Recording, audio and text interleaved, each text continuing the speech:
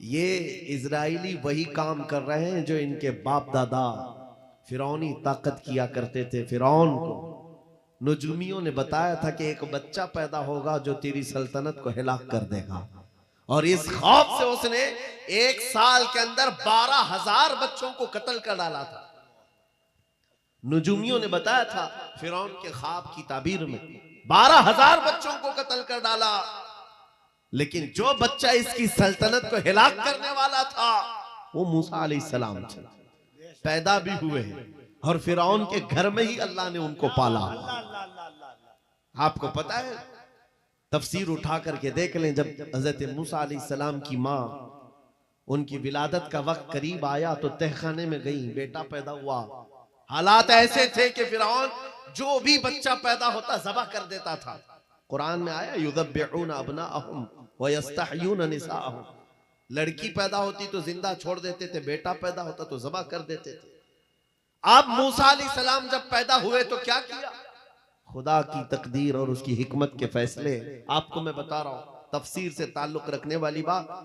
अल्लाह ताला ने मूसा अलैहिस्सलाम की माँ के दिल में ये बात डाला कि एक लकड़ी के संदूक में इनको रख करके दरिया में बहा दो।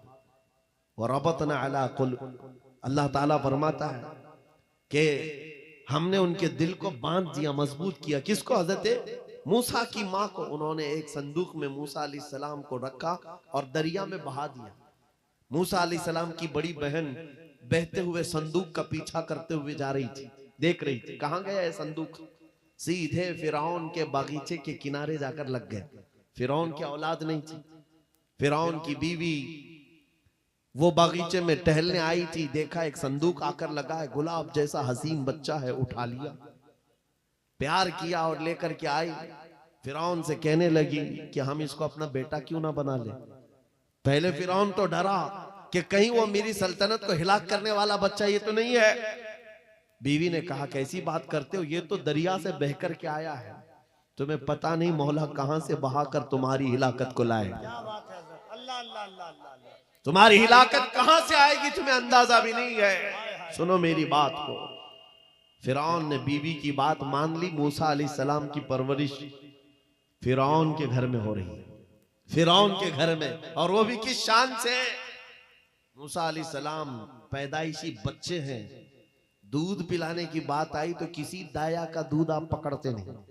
मूसा अलैहिस्सलाम की बहन भी वहां खड़ी सब देख रही थी।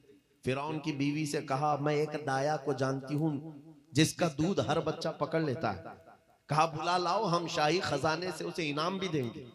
वो गई और अपनी माँ को ले आई, अपनी माँ को ले आई। मूसा अलैहिस्सलाम अपनी माँ के गोद में गए, जैसे ही सीने से लगाया दूध पीने लग गए। बादशाहत में खुशी, और मूसा अलैहिस्सलाम की माँ को इनाम और इकराम भी दिया गया। हर बच्चे की परवरिश के लिए मूसा अलैहिस्सलाम की माँ को फिरौन के घर में रखा गया। तुम्हें पता है रब तबारक व तआला की हिकमत के फैसले। वमकरू वमकरल्लाह वल्लाहु खैरुल माकिरीन। मेरा रब फरमाता है काफिर मंसूबा बनाते हैं और अल्लाह खुफिया तदबीर करता है, और रब की खुफिया तदबीर गालिब आती है।